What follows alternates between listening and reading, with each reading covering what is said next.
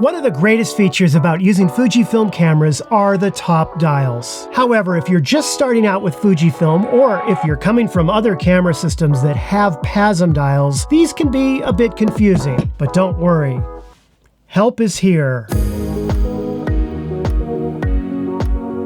Hi everyone, welcome to Pal to Tech. Fujifilm doesn't use a PASM dial on some of their cameras like the XT3 or the XT4. Instead, they use independent dials for shutter speed, aperture, and ISO. And each dial controls a separate part of the exposure triangle. You've got shutter speed, ISO, and aperture. And these three settings that you can make with the dials on your camera will not only control the exposure in your image, but also how much of your image is in focus and how fast that you can freeze the action. The first one, shutter speed, controls how long the shutter stays open. The longer that it's open, the more light that you have going into the camera and hitting the sensor. For example, here's a shutter speed of 1/15 of a second. But now as I rotate the dial and make it faster, look how the image gets darker. And that's because the shutter is open for less time, letting less light into the camera. Something to keep in mind about shutter speed. The slower your shutter speed is, the more of your image may end up being blurry. For example, a shutter speed of 1/8000th of a second will pretty much stop this action right here. However, if I lower that shutter speed all the way down to 1/8 of a second, if I go to take the same shot, you can see how blurry it is because I have a slower shutter speed. So with the dial, you can set it to a fixed value, say 1/125th of a second. And then the camera will always shoot at that exact shutter speed until you change it. If you set the dial to A, you see that right there for automatic, then you're just telling the camera, you make the decision. Go ahead, you figure it out, and the camera will choose the shutter speed. Now, setting it to T allows you to stop using the dial altogether and instead make your shutter speed adjustments using the rear command dial. So you set it to T and then you rotate the rear command dial to change your shutter speed. Now, while this is mostly an ergonomic choice based on how you're holding the camera and adjusting the shutter speed, putting it in T will also allow you to set your shutter speed in 1/3 stop increments. So look at the top of the dial. On the dial itself, I can only go from 1/125th of a second,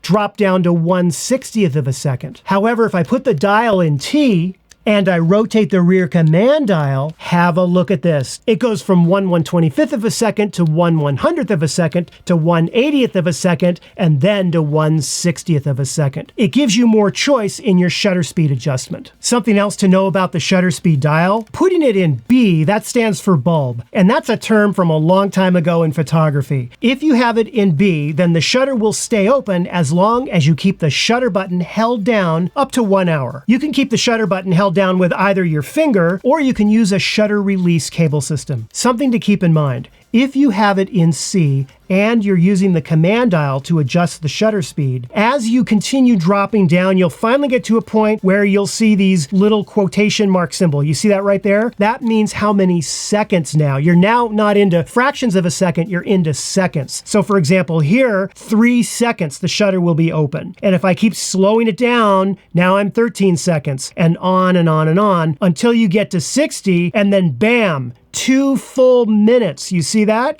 And it goes all the way to 15 minutes maximum. And if you want to go longer than that, you need to use the B setting on the dial. You see the little X right here? That little X means that's the maximum flash sync speed of the camera. And that's a whole other topic for a whole other video. Now, something else you need to know about the B bulb function. If you have the camera set to B and you have your aperture ring set to A, the longest you're going to be able to use B and to keep your shutter open is 30 seconds. So if you want it longer than that and you're in B, you need to take your aperture ring out of the A setting. Next, we come to ISO. I have entire videos on ISO, and it's a complicated topic. ISO is basically the amplification of the electrical charge that's created as a result of light photons hitting your camera's sensor. Now, the higher you set your ISO dial, the more aggressively your camera amplifies this electrical charge, and the brighter the image will appear. But there's a trade-off. When you increase increase ISO, you also increase noise in your image. So all things considered, you generally want to set your ISO dial as low as possible, either to the 200 or 160 base setting, depending upon the camera model that you have. And don't be afraid to turn up the ISO dial to make your image brighter, but just be aware that this does come with a trade-off of increased noise and reduced dynamic range. And just like the shutter speed dial, the ISO dial has the fixed values that you can set. For example, if you set the dial to ISO 400, your camera will always use ISO 400 regardless of what the lighting conditions of your scene are. Now on some Fujifilm cameras, such as the XT2 and the XT3, you'll see a little L and a little H setting. That's what's called expanded ISO. And if you set the dial to either L or H, your camera will be adding what I like to call fake ISO. And this means that your ISO is added through the camera's software instead of natively. I have a whole video on just those two settings, and I will leave a link to it down in the description below. By the way, if you don't see a little L or a little H, say you have an XT4, they are not located on the dial. Instead, you put the dial into C, and then you can locate them by rotating the front command dial. And there's a few different values for low as well as high. Now, like the shutter speed dial, you can put your ISO dial in automatic and let the camera choose whatever ISO it thinks is best for the scene. This gets into a whole other topic called auto ISO. And auto ISO is an absolutely great feature of Fujifilm cameras, and one that you should definitely try out if you've not done so already. I've got a whole video on auto ISO, and I will link to that as well in the description below. And now we come to the aperture dial. This dial is actually not on top of the camera, but rather on the lens itself. Aperture refers to how large or small the opening of your lens is. The larger that you have it, the more light that you're letting into the camera, but the less areas of your image are going to be in focus. The smaller the aperture, the less light and the more areas of your scene are going to be in focus. Here I am at a wide open aperture of f2, letting a lot of light into the lens, but not much is in focus. Watch what happens as I stop down the lens and let less light in. My aperture opening is now smaller, causing more areas of my image to be in focus and a larger depth of field. Also, the numbers are backward, okay? The larger the number, right, f16, f11, the smaller the opening. As you make the opening of the lens larger, the numbers get smaller. You know, just to add to the confusion. And just like ISO and shutter speed, you can set the aperture dial to A for automatic and let the camera control the aperture of the lens. Now, some lenses don't have aperture rings on them, such as third-party lenses for Fujifilm. If you don't have an aperture ring on your lens, then usually you control your aperture using the front command dial. If you're not able to do this, a quick tip would be to press and hold down the front command dial on the camera until you see this screen right here, and make sure that command dial setting for the front is set to aperture. So let's put all this together and also discuss the final dial on top, the exposure compensation dial. With regard to these dials on the camera, there are a few basic modes to remember. The first is fully automatic mode. That means you've set your aperture dial all the way to A, you've set your shutter speed dial all the way to A, and your ISO all the way to A. Basically, you shut your brain off and you let the camera control every single aspect of the exposure triangle. Now, suppose you do this, you have it set to A for everything, you look through the viewfinder, and you decide for whatever artistic reason that you want to bring down your exposure or bring up your exposure. You can adjust the entire scene's exposure all at once using the exposure compensation dial. And you can see that it allows you to either overexpose by a certain number of stops or underexpose. For example, I've got everything in all automatic mode right now, right here. Suppose I wanted to make Thanos' pants a little bit brighter. Watch this.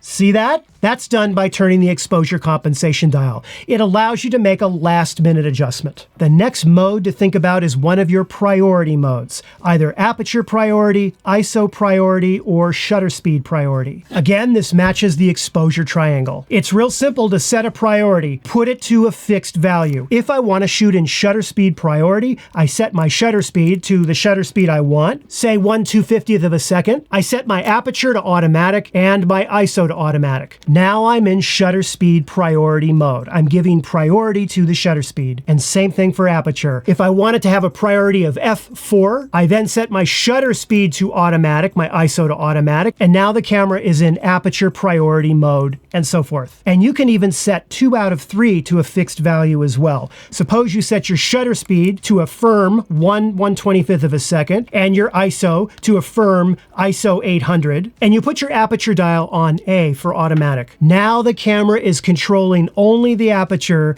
and everything else is set by your fixed values. However, you can still use the exposure compensation dial if you want to make last-minute adjustments. To repeat, because this is really important, if you have the camera set to either fully automatic or you have one of these dials set to a priority mode and the others in automatic. In other words, if at least one of these exposure triangle settings is set to automatic, you can use the exposure compensation dial. However, if all 3 of these exposure triangle dial settings are set to fixed values, then the exposure compensation dial is not going to function at all because the camera is in full manual mode. The absolute best way to understand this, once you've watched all my other YouTube videos, is to go out and practice.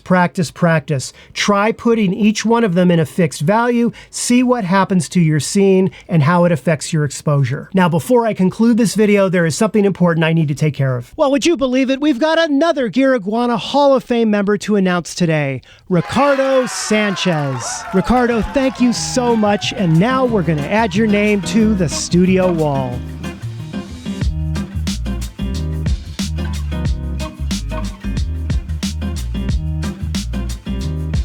Well, there you go, Ricardo, right on the studio wall. Just out of frame, but it's there nevertheless, and your support will echo throughout this studio forevermore. As for the rest of you, if you've not checked out Pal2Tech Backstage, what are you waiting for? We start the week off every Monday morning with coffee time. We also have our own private Discord server for photographers, filmmakers, and Fujifilm camera lovers. Backstage is the place to be a part of everything that goes on behind the scenes in running this channel. I will leave a link in the description below. Go check it out, and I hope to see you over there. In the meantime, back to the show. The most important thing is to make these decisions yourself. Even if you set the camera to fully automatic, then make that a conscious choice with a reason behind it.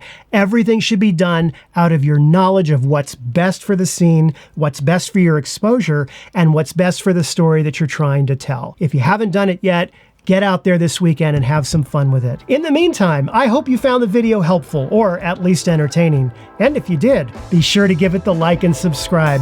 I will be signing off now. Have a wonderful weekend, and I'll see you in a new video next week. Take care. Well, this is about the hardest day I've had in a long time. We were told that these bags of sod would weigh 20 pounds each. They don't. They weigh more like 40, maybe even 50. And we got to get finished before dark. So, yeah. This is like laying Minecraft grass. Yeah.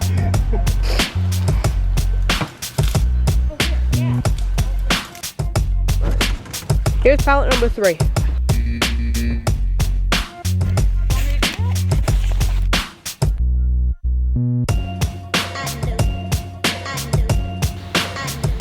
Hey Dad, can I take a break? No, breaks are for wimps.